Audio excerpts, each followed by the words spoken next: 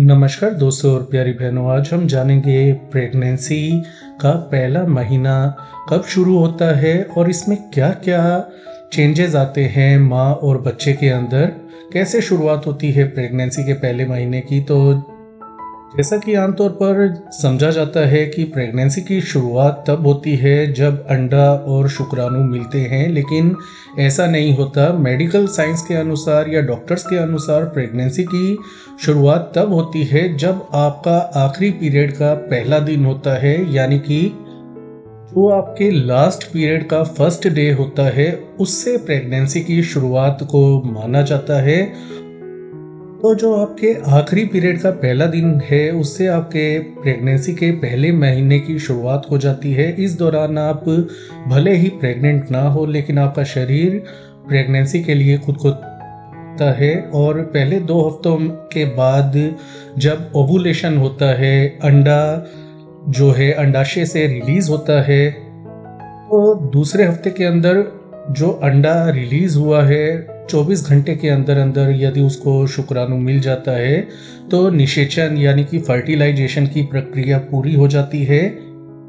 यह प्रेगनेंसी के पहले महीने के 2 हफ्तों के अंदर इतना ही होता है, यानी कि फर्टिलाइजेशन ही होता है। इसके बाद फैलोपियन ट्यूब से होता हुआ जो निषेचित अंडा होता है, जो फर्टिलाइज्ड एग होता है, वो आगे बढ़ता है और 6-7 दिनों के बाद लगभग 1 हफ्ते यानी कि तीसरे हफ्ते के आसपास खुद को गर्भाशय की दीवारों में प्रत्यारोपित यानी कि इम्प्लांट कर देता है।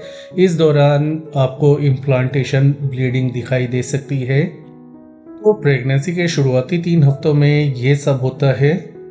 गर्भाशय की दीवार से जब अंडा जुड़ जाता है, जो एम्ब्रियो है, नया जो एम्ब्रियो बना है वो जुड़ जाता है, धीरे धीरे उसका विकास और वृद्धि होने लगती है।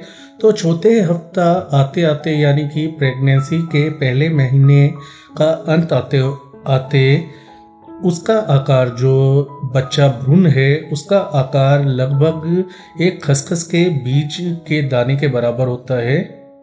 पहले महीने के अंत में यानी कि 4th वीक में या चौथे हफ्ते के अंदर न्यूरल ट्यूब विकसित होने लगती है, जो मस्तिष्क और रीढ़ की हड्डी का निर्माण करती है।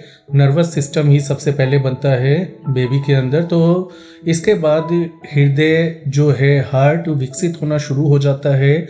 आँख, कान, नाक और मुंह विकसित होने लगते हैं। अंग भी विकसित होने लगते हैं।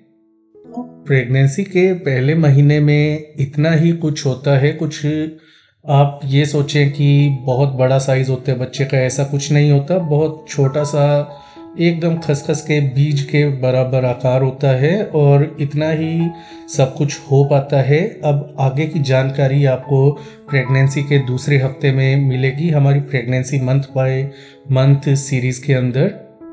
तो आज के लिए इतना ही। धन्यवाद।